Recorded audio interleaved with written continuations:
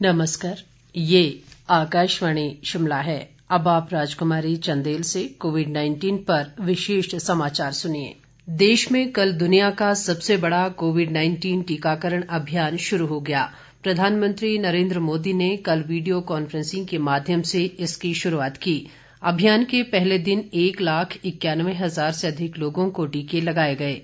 स्वास्थ्य मंत्रालय ने कहा कि किसी भी व्यक्ति पर टीके के दुष्प्रभाव के कारण अस्पताल में भर्ती होने की खबर नहीं है। भारतीय सीरम संस्थान द्वारा तैयार किया गया टीका कोविशील्ड सभी राज्यों को भेजा गया था।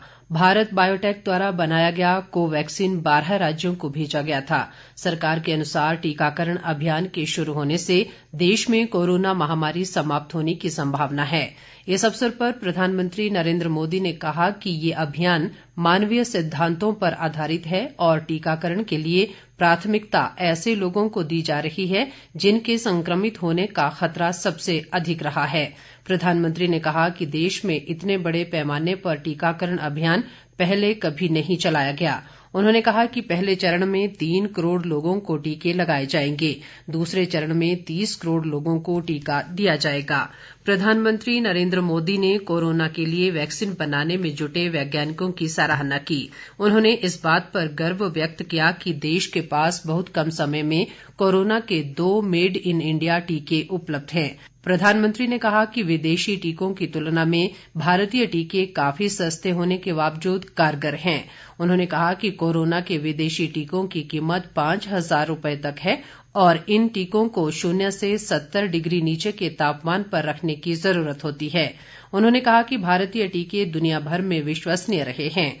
प्रधानमंत्री ने बताया कि दोनों भारतीय टीकों की प्रभावशीलता के प्रति आश्वस्त होने के बाद ही उनकी मंजूरी दी गई है, इसलिए लोगों को अफवाहों और दुष्प्रचारों पर ध्यान नहीं देना चाहिए।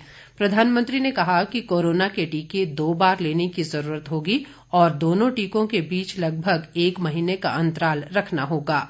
दूसरा टीका लगाए जाने के 2 सप्ताह बाद शरीर में कोरोना के विरुद्ध प्रतिरोधक क्षमता विकसित होनी शुरू होगी। प्रधानमंत्री ने दवाई भी कड़ाई भी का मंत्र दोहराते हुए लोगों से अनुरोध किया कि वे पहला टीका लगाए जाने के बाद मास्क उतारने और परस्पर सुरक्षित दूरी की अनदेखी करने की गलती न करें।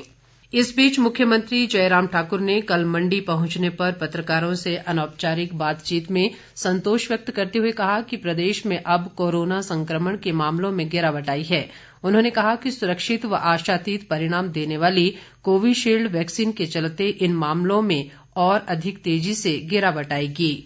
केंद्रीय स्वास्थ्य मंत्री डॉक्टर हर्षवर्धन ने विश्व के सबसे बड़े टीकाकरण कार्यक्रम के पहले दिन की समीक्षा के लिए राज्यों और केंद्र शासित प्रदेशों के स्वास्थ्य मंत्रियों के साथ बातचीत की। उन्होंने स्वास्थ्य मंत्रियों से वैक्सीन के बारे में अफवाहों व गलत सूचना पर रोक लगाने और सही सूचना का प्रचार प्रसार करने के लिए प्रयास करने का अनुरोध किया। डॉक्टर हर्षवर्धन ने कहा कि टीकाकरण अभियान की शुरुआत हो गई है, जिसके लिए प्रधानमंत्री नरेंद्र मोदी के नेतृत्व में पिछले 5 महीनों से तैयारियां चल रही थीं। राज्यों के स्वास्थ्य मंत्रियों और सचिवों ने केंद्रीय स्वास्थ्य मंत्री को टीकाकरण के पहले दिन की प्रगति और प्राप्त लक्ष्यों की जानकारी दी।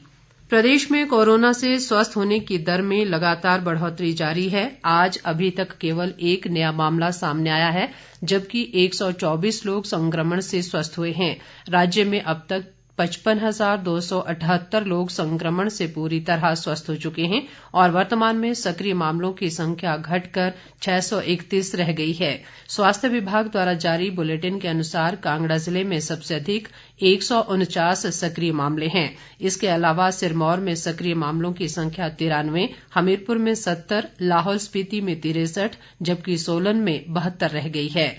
राज्य में कोरोना संक्रमण से अब तक 953 लोगों की मृत्यु हुई है।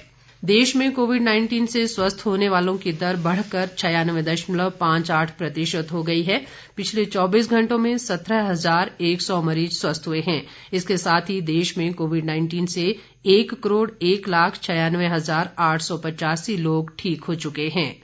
इसके साथ ही ये समाचार बुलेटिन समाप्त हुआ। नमस्कार।